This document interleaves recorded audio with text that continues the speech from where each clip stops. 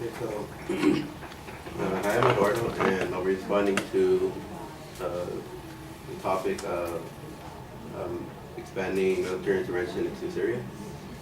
And it's as if we haven't learned from recent and past wars that our actions and expanding military operations towards countries will cause major civilian casualties as well as possibly sparking another world war.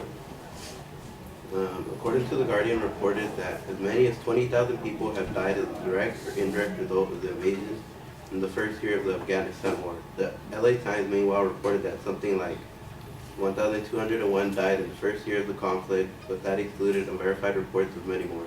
Such stark differences in figures highlight the difficulty of verifying this type of data in a war zone. For the significance, according to Syria Network for Human Rights, activists, analysts, and monitoring groups have say that Russian warplanes have simply bolstered the existing operation, which to date have killed far more Syrian civilians than any other force in the country. Between January and July of this year, government forces killed nearly 8,000 compared to the 1,200 killed by ISIS and 734 by armed opposition groups.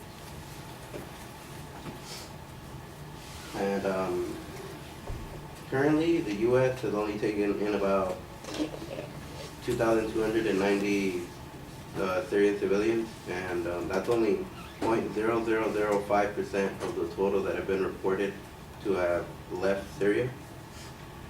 And according to various news sources, including CNN, Fox, and U.S. News, some 31 U.S. governors, all but one Republican, have announced that Syrian refugees will not be welcome in their states. Only 6 states, which are California, Michigan, Texas, Illinois, Arizona, and Pennsylvania, have admitted that Syrian refugees, for a mere total of 1,869 settled refugees. And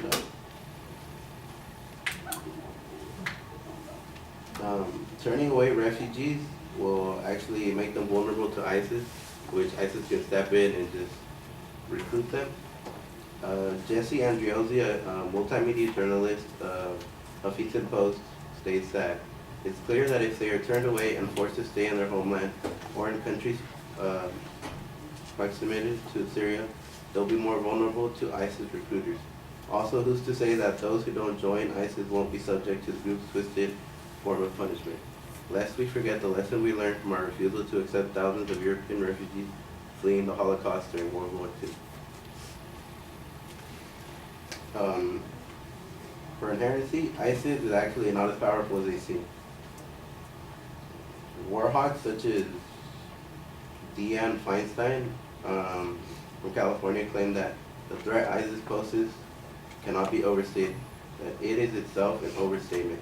The FBI and Homeland Security Post says that ISIS isn't a credible threat to the American homeland.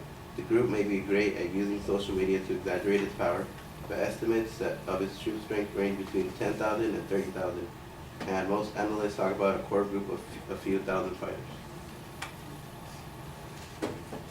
And solvency, U.S. can stop ISIS without even setting foot in Syria. As Napoleon Bonaparte once said, an army marches on its stomach. Likewise, ISIS fight's capacity depends entirely on its supply line. Cutting these supply lines will lead to its inevitable defeat. For the United States, who is either allied with or has troops operating in all nations bordering Syria, cutting ISIS supply lines would be a simple matter. That is if the United States was truly interested in ISIS and all other Al-Qaeda affiliates.